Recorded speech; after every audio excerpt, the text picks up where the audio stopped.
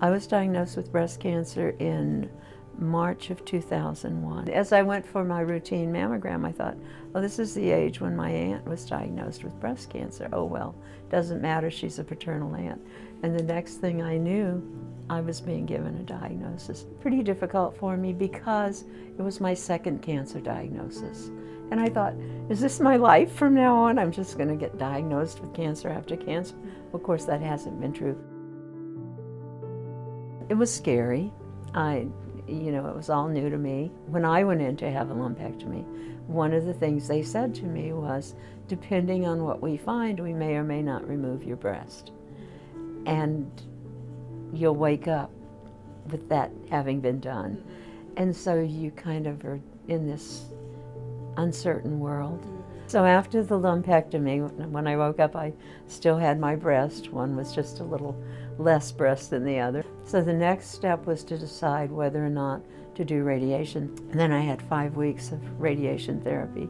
You go 5 days a week. And at that point, one's life revolves around the therapy because it's every day. While I was in radiation, the major side effect I was aware of was the incredible fatigue. Patients have to decide to participate in, so it's important that they understand why it's helpful.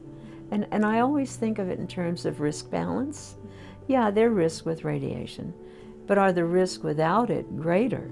Post-radiation therapy, I have had, there's scarring that comes from radiation, and I've had some muscle scarring that makes me have more problems in this area. But when I think about I'm alive, I'm functional, it's a small price to pay.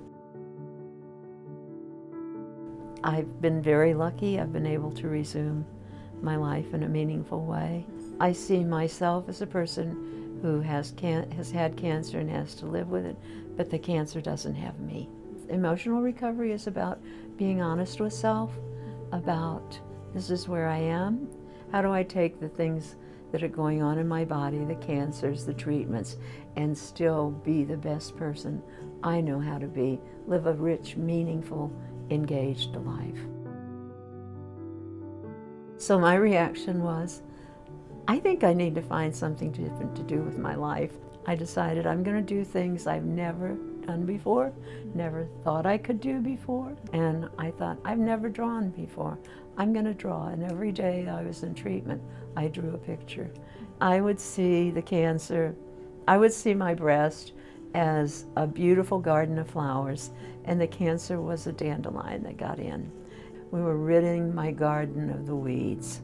That was my way of dealing with it. And that was just a way of helping me come to terms with, I may have to live with these diagnoses. I don't have to be shrunken by them. I can use them to expand my reality. Trust yourself. Have a good support person to go with you to your appointments. And there's no question that isn't worth asking. And seek the best care you can. One of the things I could do as a patient was engage with the research community on making trials better, to help patients see that they are the most important member of their treatment team. They're part of a team working to save their life, to enhance their life, to prolong their life. The RadComp PI, Justin Beckelman, has engaged patients, actively engaged us from the very beginning, and has been really excellent about saying we are all equal stakeholders. And when I'm talking with other people, I often use it as an example of how to do it. I've watched in this trial a real coming together of let's do what's important to both and meaningful for the future of good patient care. My advocacy is around patients as partners, not as recipients.